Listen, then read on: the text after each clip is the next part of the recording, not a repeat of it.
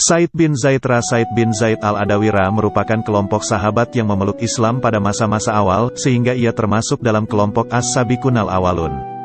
Ia memeluk Islam bersama istrinya, Fatimah binti Hattab, adik dari Umar bin Hattab. Sejak masa remajanya di masa jahiliyah, ia tidak pernah mengikuti perbuatan-perbuatan yang umumnya dilakukan oleh kaum Quraisy, seperti menyembah berhala, bermain judi, minum minuman keras, main wanita dan perbuatan nista lainnya. Sikap dan pandangan hidupnya ini ternyata diwarisi dari ayahnya, Zaid bin Amru bin Naufal. Sejak lama Zaid bin Amru telah meyakini kebenaran agama Ibrahim, tetapi tidak mengikuti agama Yahudi dan Nasrani yang menurutnya telah jauh menyimpang dari agama Ibrahim. Ia tidak segan mencela cara-cara peribadatan dan perbuatan jahiliyah dari kaum Quraisy tanpa rasa takut sedikitpun. Ia pernah bersandar di dinding Ka'bah ketika kaum Quraisy sedang melakukan ritual-ritual penyembahannya, dan ia berkata, "Wahai kaum Quraisy, apakah tidak ada di antara kalian yang menganut agama Ibrahim selain aku?" Zaid bin Amru juga sangat aktif menentang kebiasaan kaum Quraisy mengubur hidup-hidup anak perempuannya, karena dianggap sebagai aib, seperti yang pernah dilakukan Umar bin Khattab di masa jahiliyahnya. Ia selalu menawarkan diri untuk mengasuh anak perempuan tersebut. Ia juga selalu menolak memakan daging sembelihan yang tidak disebutkan nama Allah saat penyembelihannya, dan juga penyembelihan untuk berhala-berhala. Seakan-akan ia memperoleh ilham, ia pernah berkata kepada sahabat dan kerabatnya, "Aku sedang menunggu seorang nabi dari keturunan Ismail, hanya saja, rasanya aku tidak akan sempat melihatnya, tetapi saya beriman kepadanya dan meyakini kebenarannya." Zaid bin Amru sempat bertemu dan bergaul dengan Nabi Muhammad SAW sebelum beliau dikukuhkan sebagai Nabi dan Rasul. Sosok pemuda ini, yakni Nabi Muhammad SAW, sangat mengagumkan bagi dirinya. Di samping akhlaknya yang mulia, pemuda ini juga mempunyai pandangan yang sama dengan dirinya tentang kebiasaan dan ritual jahiliyah kaum Quraisy. Tetapi Zaid meninggal ketika kaum Quraisy sedang memperbaiki Ka'bah, yakni ketika Nabi SAW berusia 35 tahun.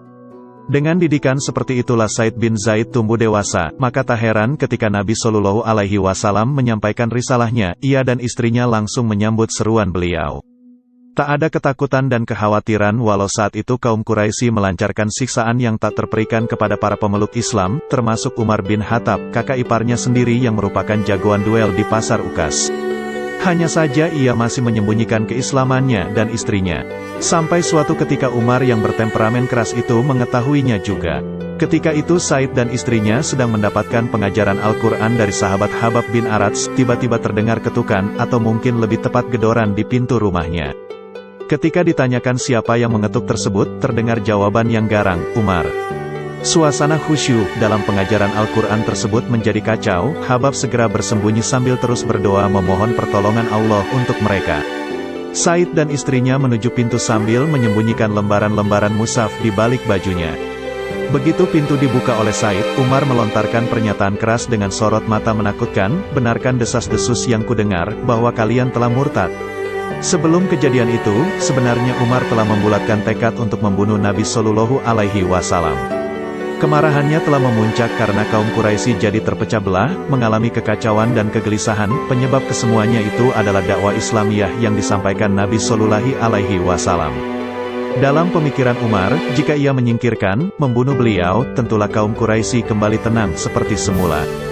Tetapi di tengah perjalanan, ia bertemu dengan Nuaim bin Abdullah yang memberitahukan kalau adiknya, Fatimah dan suaminya telah memeluk Islam. Nuaim menyarankan agar ia mengurus kerabatnya sendiri saja, sebelum mencampuri urusan orang lain.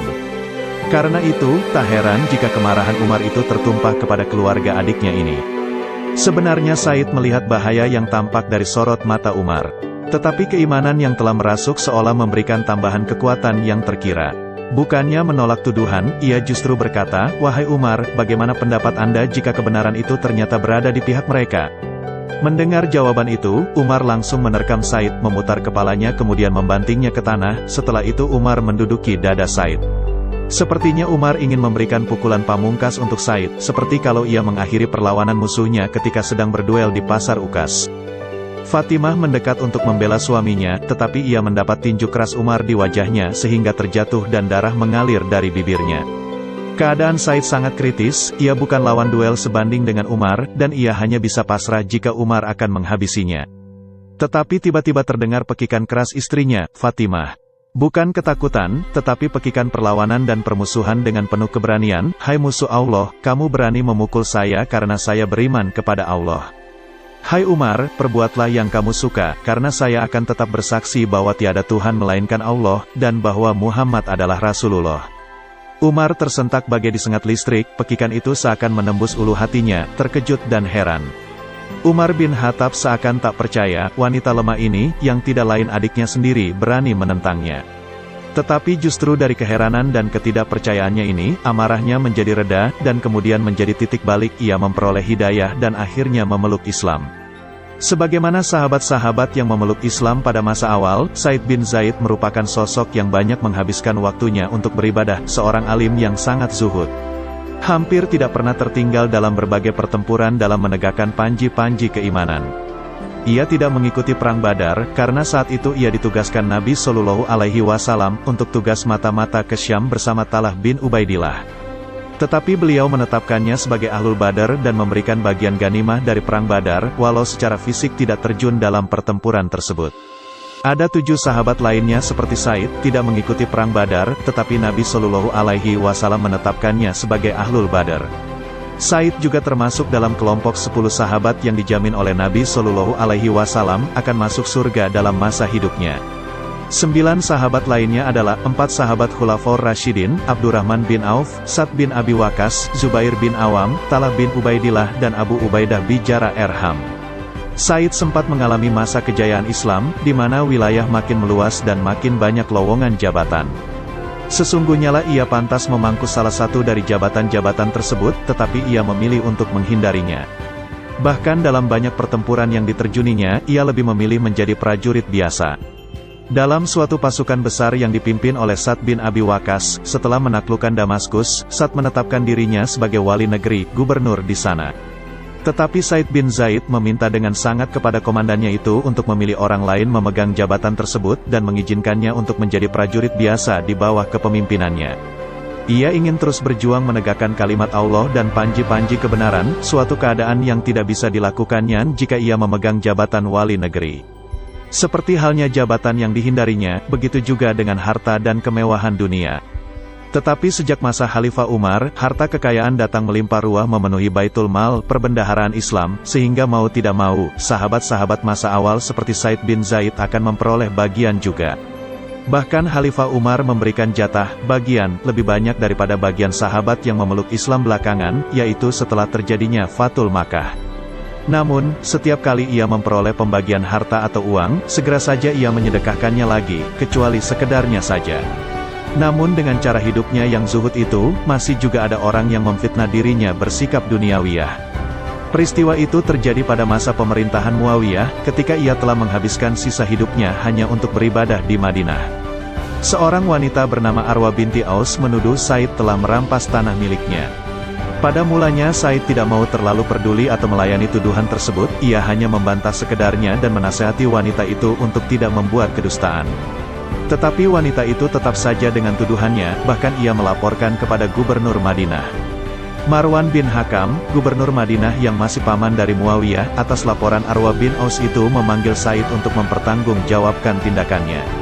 Setelah menghadap, Said membantah tuduhan itu, ia berkata, apakah mungkin aku menzalimi wanita ini, yakni merampas tanahnya, sedangkan aku mendengar sendiri Rasulullah alaihi wasallam bersabda, barang siapa yang menzalimi seseorang dengan sejengkal tanah, maka Allah akan melilitnya dengan 7 lingkaran bumi pada hari kiamat kelak.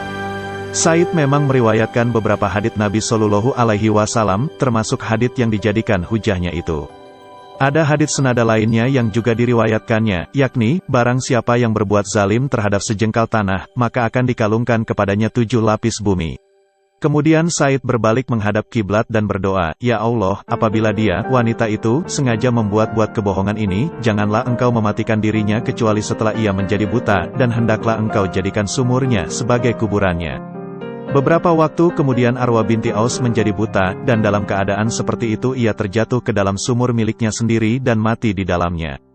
Sebenarnya saat itu Said berdoa tidak terlalu keras, tetapi beberapa orang sempat mendengarnya. Mereka segera saja mengetahui kalau Said bin Zaid dalam kebenaran, dan doanya makbul. Namanya dan kebaikannya jadi semakin dikenal, dan ia banyak didatangi orang untuk minta didoakan. Seperti halnya jabatan dan harta kekayaan, keterkenalan popularitas juga tidak disukai oleh Said bin Zaid ini. Walaupun ia sebagai sahabat As-Sabiqunal Awalin, selalu berjuang dan berjihad di jalan Allah setiap kali ada kesempatan, dan menghabiskan waktu dengan ibadah ketika sedang menggantungkan pedang, bahkan telah dijamin masuk surga oleh Rasulullah ketika masih hidup bersama hanya 9 sahabat lainnya, tetapi ia tidak terlalu menonjol dan terkenal dibanding sahabat-sahabat lainnya yang memeluk Islam belakangan, seperti misalnya Khalid bin Walid, Amr bin Ash, Salman Al-Farisi dan lain-lainnya. Hal ini terjadi karena ia memang lebih suka menyembunyikan diri, lebih asyik menyendiri dalam ibadah bersama Allah, walau secara lahiriah ia berada di antara banyak sahabat lainnya. Setelah peristiwa dengan Arwa bin Aus dan banyak orang yang mendatangi dirinya, Said merasa tidak nyaman. Apalagi kehidupan kaum muslimin saat itu, walau tinggal di Madinah, tetapi makin banyak saja yang mengagung-agungkan kemewahan dunia. Jejak kehidupan Nabi Shallallahu Alaihi Wasallam dan para sahabat masa awal, baik dari kalangan muhajirin ataupun ansar, yang selalu sederhana dan zuhud terhadap dunia sedikit demi sedikit mulai memudar. Karena itu Said pindah ke daerah pedalaman, yakni di Akik, dan ia wafat di sana pada tahun 50 atau 51 Hijriah. Tetapi jenazahnya dibawa pulang ke Madinah oleh Sa'd bin Abi Waqqas dan Abdullah bin Umar, keponakannya sendiri, kemudian dimakamkan di Baqi, di antara beberapa sahabat Rasulullah Shallallahu Alaihi Wasallam lainnya. Semoga kita semua bisa ambil hikmah kisah tersebut. Kita bisa ambil pelajaran untuk mengkokohkan keimanan kita. Niat amal dan sampaikan. Assalamualaikum warahmatullahi wabarakatuh. Dukung terus channel ini agar terus berkembang, sehingga bisa terus mengkisahkan sahabat Nabi lainnya. Klik tombol subscribe, like, komen, dan share. Aktifkan tombol notifikasinya.